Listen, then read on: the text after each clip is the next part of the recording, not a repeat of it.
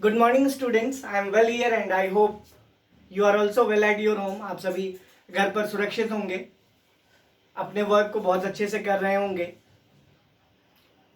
Determination से कर रहे होंगे। आज जबकि हम second part of chapter number 6 को डिस्कस करने वाले हैं, जो कि है हमारा कंबशन एंड फ्लेम।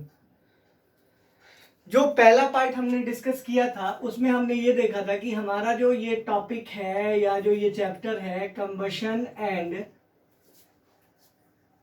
फ्लेम, ये क्या है? कंबशन एंड फ्लेम किसको कहते हैं? तो जैसे ही हम बात करेंगे तो सबसे पहले बात करेंगे कंबशन की, कि कंबशन क्या होता है। कंबशन किसको कहते हैं, वहीं दूसरी ओर हम ये कहेंगे कि फ्लेम को क्या कहेंगे। आज हमें ये भी डिस्कस करना है। पहले कंबशन की बात मैंने आपसे कही थी कि पहले हम कंबशन की बात करेंगे। कंबशन में हमने क्या क्या पढ़ लिया था वो ज्यादा इंपॉर्टेंट है। एक बार कंबशन में हमने ये पढ़ा था कि कंबशन के बारे में ये कहते हैं कि it is the process of burning anything in presence of oxygen. किसी भी चीज को बर्न करना ऑक्सीजन के प्रेजेंस में क्या कहलाता है? कंबशन कहलाता है। कंबशन के बारे में मैंने आपसे ये कहा था कि जनरली कंबशन दो तरह के होते हैं। एक होता है कंप्लीट कंबशन, दूसरा इनकम्प्लीट कंबशन। लेकिन उसको समझने से पहले ज्यादा इंपॉर्टेंट क्या है? ज्यादा इंपॉर्टेंट है कि अगर हमने कंबशन को डिस्कस कर लिया है या कंबशन को हम डिस्कस कर रहे हैं, तो कंबशन को डिस्कस करते समय हमें एक चीज का बहुत ज्यादा ध्यान रखना था। वो ये कि यहाँ पर जो कंबशन हम डिस्कस कर रहे थे उसमें कौन कौन से ऐसे एलिमेंट्स हैं जो बहुत नेसेसरी हैं, कौन कौन सी ऐसी चीजें हैं जो बहुत जरूरी हैं। जैसे कि प्रेजेंस ऑफ, मैंने आपसे कहा था कंबसिबल सब्सटेंस जरूरी है। जब भी हम प्रेजेंस ऑफ कंबसिबल सब्सटेंस की बात करेंगे तो वो जरूरी है। वहीं दूसरी ओर हम कहेंगे क्या कि कंबसिबल सब्सटेंस के अलावा दूसरी बात क्या हो सकती है? तो हम कहेंगे क्या कि प्रेजेंस ऑफ ऑक्सीजन की बात हमने की थी। वही हमने आपसे ये भी कहा था कि कंबशन जनरली दो तरह के हमने डिस्कस किए थे उस दिन। आज हम तीसरा कंबशन का टाइप भी डिस्कस करेंगे। उसमें हमने किया था कंप्लीट कंबशन और इनकम्प्लीट कंबशन। ये जो कंबशन थे ये basically on the basis of presence of oxygen के बेसिस पर था। मीन्स व्हाट कि जो कंबशन हमने अभी डिस्कस किया था वो कंबशन किस तरह का था। देखो यहाँ पर अगर हम कंबशन की बात करें तो कंबशन किस तरह का था, सबसे ज्यादा इंपॉर्टेंट क्या है? कंबशन के लिए हम क्या कहेंगे कि कंबशन दो तरह का था हमारे पास। कौन कौन सा था? तो हम कहेंगे क्या कि हमारे पास ऑन द बेसिस ऑफ या on the availability of oxygen की अगर बात करें, on the availability of oxygen की बात करें तो मैंने आपसे कंप्लीट और इनकम्प्लीट की बात कही थी। कंप्लीट और इनकम्प्लीट, इनको पहचानने का तरीका भी बताया था कि इनकम्प्लीट कंबशन में ऐश रह जाता है, जो राख है वो रह जाता है या रेसिडुअल रह जाता है। इसमें रेसिडुअल नहीं रहता है। उसके बाद इसमें एक शॉर्ट अगर मैं बात करूं तो कंप्लीट कंबशन में क्या था?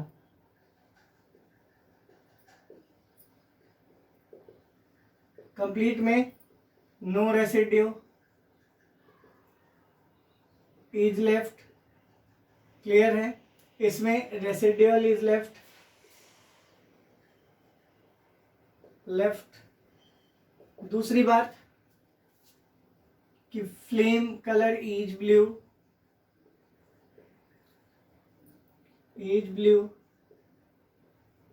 इसमें फ्लेम कलर इज येलो और रेड। तीसरी बात ये भी थी कि यहां पर smoke is released, sorry smoke is not release complete में।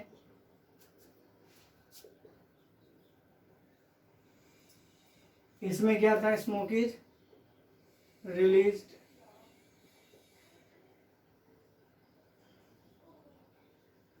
क्लियर हो गया? तो बेसिकली अवेलेबिलिटी ऑफ ऑक्सीजन के बारे में हमने यही कहा।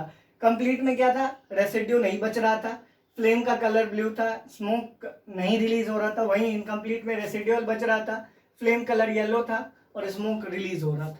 आई होप क्लियर है। आज जो हम तीसरे टाइप का कंबशन पढ़ेंगे, जो कंबशन थर्ड टाइप का है, कंबशन ऑफ थर्ड टाइप कौन सा था, तो हम कहेंगे क्या, स्पॉन्टेनियस कंबशन। क्या है, स्पॉन्टेनियस कंबशन। स्पॉन्टेनियस कंबशन क्या है? अब अगर हमसे कोई ये पूछेगा कि सर स्पॉन्टेनियस कंबशन किसको कहते हैं, तो यहाँ पर बेटा कंबशन का मतलब हमें पता है कि किसी भी चीज को जलना कहते हैं, या किसी भी चीज के जलने को हम कंबशन कहते हैं। लेकिन यहाँ पर ये जो स्पॉन्टेनियस है ना, इसका महत्व तो ज्यादा है। स्पॉन्टेनियस का मतलब क्या होता है, एट द इंस्टेंट या सडनली, एट द इंस्टेंट या फिर और सडनली।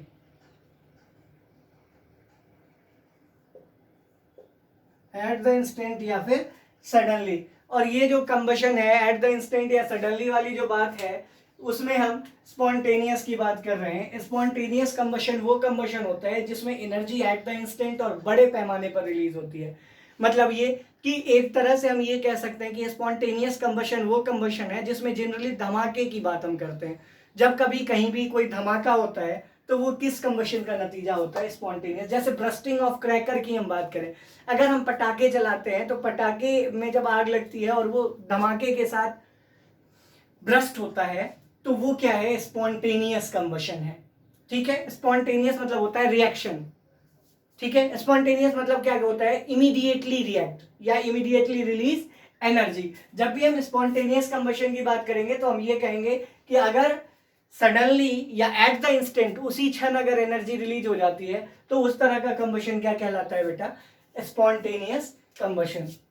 इसमें हम कहेंगे द कंबशन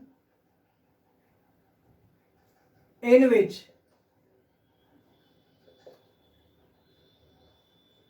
ठीक है the energy is released at an instant or immediately।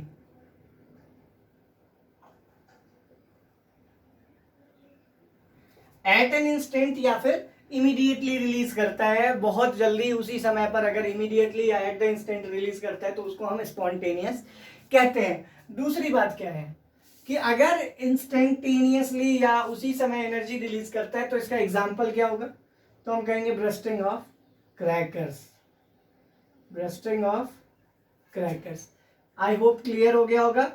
इसमें यही ध्यान रखना है कि कंबशन से ज्यादा इंपॉर्टेंट वर्ड यहाँ पर स्पॉन्टेनियस है। अगर स्पॉन्टेनियस वर्ड को हम बहुत अच्छे से समझ लेंगे तो वो बहुत आसानी से हमारे लिए क्लियर हो जाएगा। आई होप यहाँ तक समझ में आ गया। अब आगे बढ़ते हैं। आगे क्या है बेटा, स्पॉन्टेनियस के बाद नेक्स्ट पॉइंट हमारा क्या है। नेक्स्ट पॉइंट में हम डिस्कस करेंगे किस चीज को बेटा, हम डिस्कस करेंगे फ्लेम को। ठीक है, उसके बाद लास्ट क्लास में या लास्ट चैप्टर में जो हमने दो टर्म डिस्कस किए थे, एक किया था कैलोरीफिक वैल्यू को और दूसरा किया था इग्निशन टेम्परेचर को, वो भी डिस्कस करेंगे एक बार फिर से, क्योंकि इस चैप्टर में भी हमें इसकी जरूरत है। तो चलिए पहले हम फ्लेम को डिस्कस कर लेते हैं कि फ्लेम क्या है। फ्लेम के बारे में हम कहते हैं कि आग जब जलती है या कोई भी चीज जब जलती है तो उसकी जो लौ होती है, उसकी जो चमक होती है उस आग की, लाइट जो होता है उसका, वो क्या कहलाता है, फ्लेम।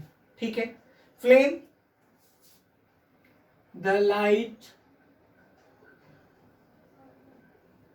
Produced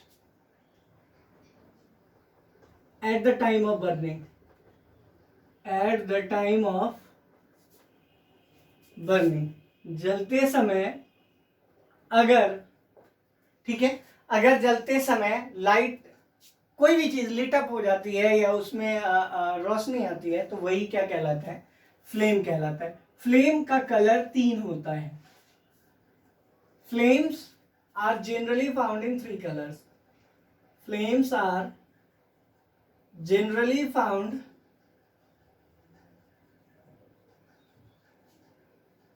in 3 colours. ठीक है, यहां सबसे पहला रेड, येलो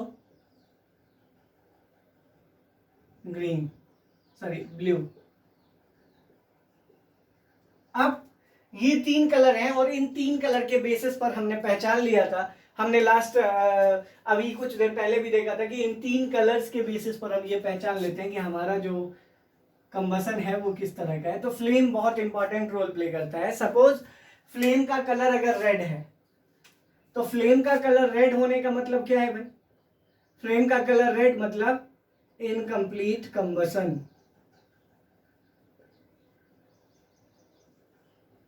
ठीक है, मैक्सिमम स्मोक इज रिलीज्ड।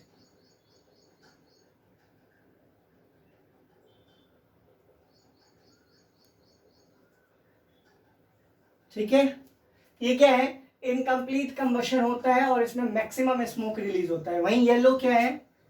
ये भी इनकम्प्लीट है, इनकम्प्लीट कंबशन है,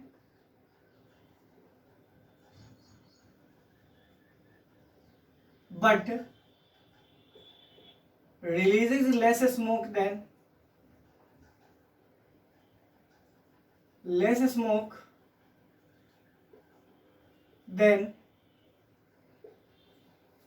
किससे बेटा? इनकम्प्लीट कंबशन है लेकिन लेस स्मोक रिलीज करता है, किससे? Red flame. I hope clear है। यहां है ब्लू। ब्लू क्या करता है बेटा? Complete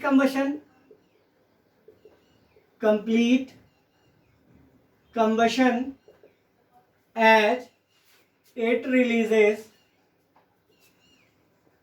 very less amount of smoke।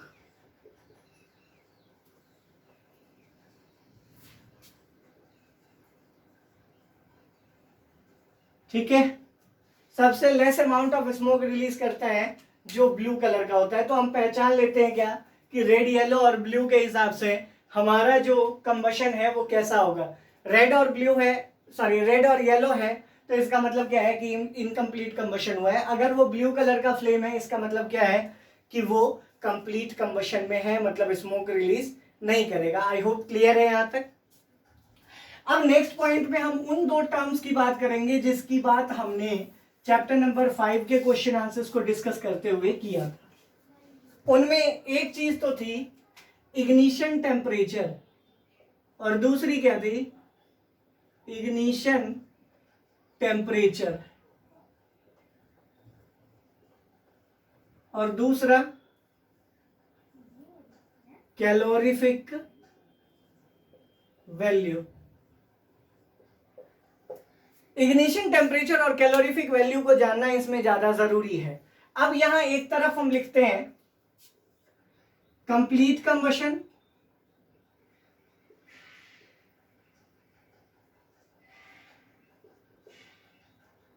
Incomplete combustion.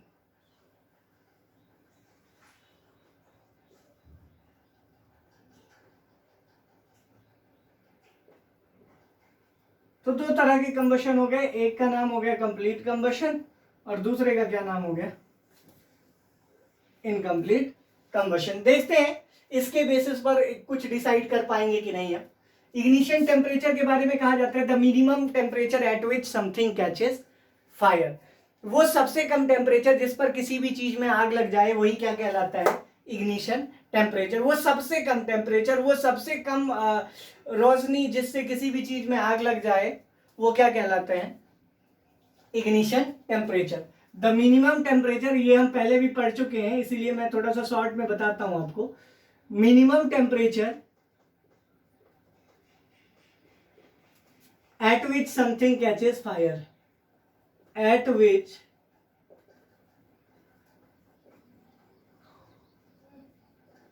something catches fire is called its ignition temperature. Its ignition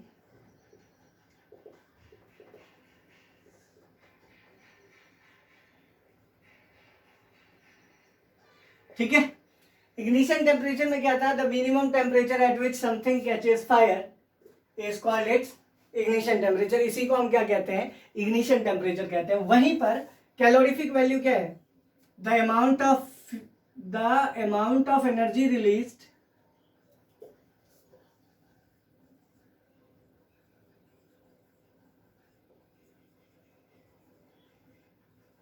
when 1 kg of fuel is burnt।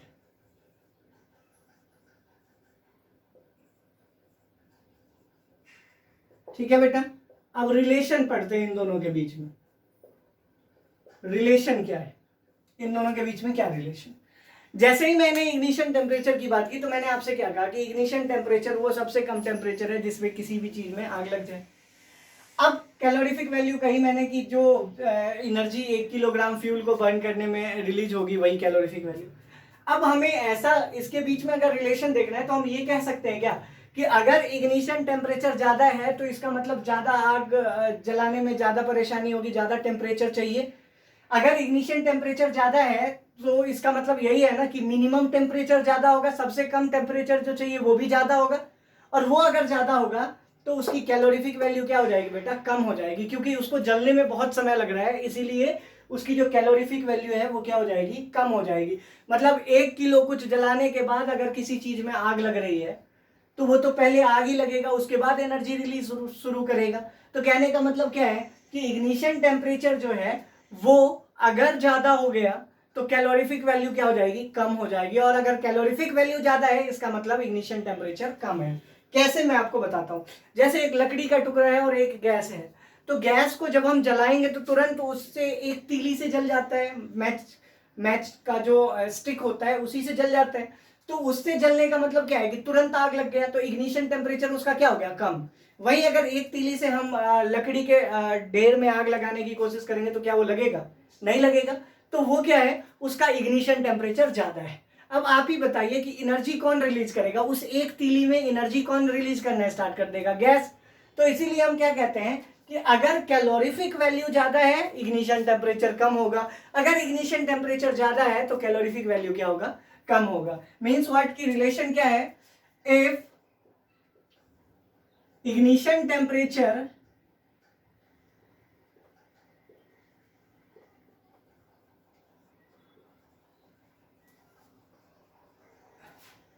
is greater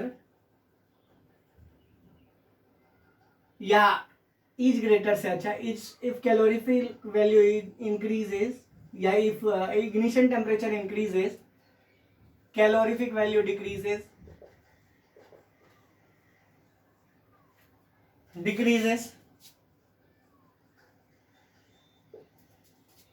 at the same time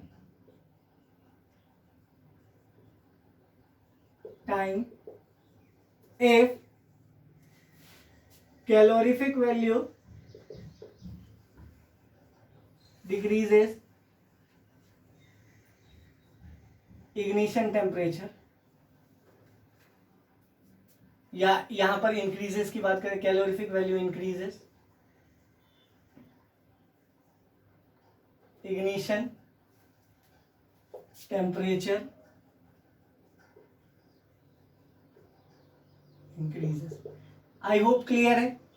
अगर ignition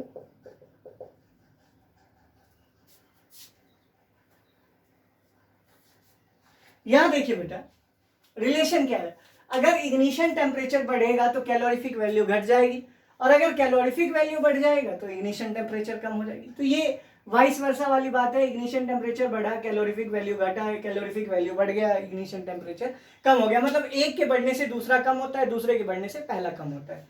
अब यहां पर complete combustion और incomplete combustion का क्या relation है इससे, तो हम कहेंगे क्या कि कंप्लीट कंबशन में इग्निशन टेम्परेचर लोअर होता है, ignition temperature is lower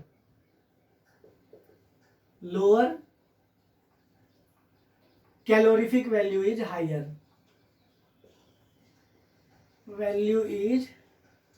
higher, ठीक है। On the other hand incomplete combustion में ignition temperature is higher, calorific value is lower, temperature is higher, ठीक है, और and calorific value is lower.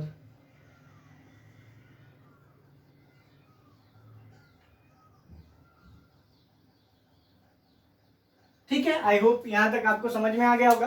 Complete combustion में ignition temperature कम होता है, calorific value ज्यादा। इनकम्प्लीट में इग्निशन टेम्परेचर हायर और calorific value lower. I hope clear है। अब जो नेक्स्ट पॉइंट है हमारा, वो हम नेक्स्ट क्लास में डिस्कस करेंगे, जहां पर हमें और भी चीजें इनसे आगे पढ़ना है। हमें ये पढ़ना है कि कैसे हम इस फ्लेम के बाद आगे की चीजें जो है वो डिस्कस करेंगे। Till then stay home, stay safe, God bless you, thank you very much.